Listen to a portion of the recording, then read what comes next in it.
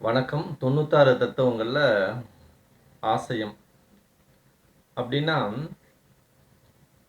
குடல்கள் வந்து 5 பகுதியா நம்ம உடம்புல வந்து சித்தர்கள் வந்து பிரிச்சுட்டாங்க. என்னன்னா, இரைப்பை, இரைதல், உணவை தூக்கி போடுறோம் உள்ள. அப்புறம் வந்து அங்க போய் இரைப்பை. இன்னொரு குடல் வந்து என்ன பண்ணுதுன்னா, அதை வந்து ஜீரணப்பை, அரைக்கிற பை, அது 2வது. 3வது பிரிக்கிறது. நல்லது கெட்டது நீர் மலமா ரெண்டும், அது எது நல்ல அதுலேருந்து சக்தி எல்லாம் பிரிக்கிறது 3வது குடல்.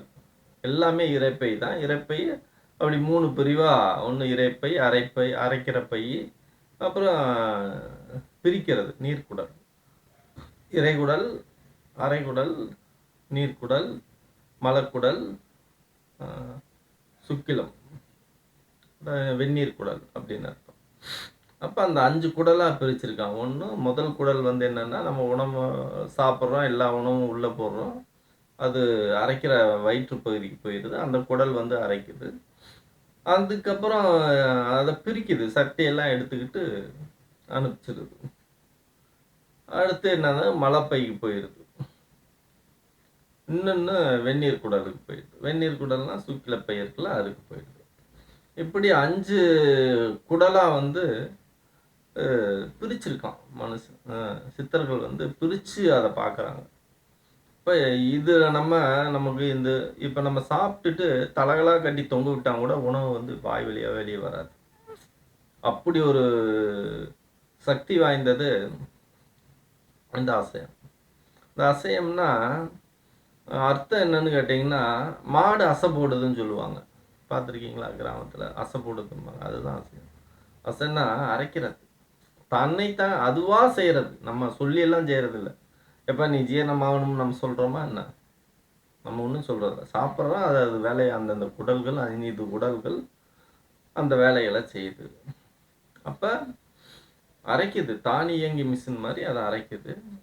இந்த 5 குடலும் வந்து ஒவ்வொரு சக்தியோட வந்து செயல்படுது.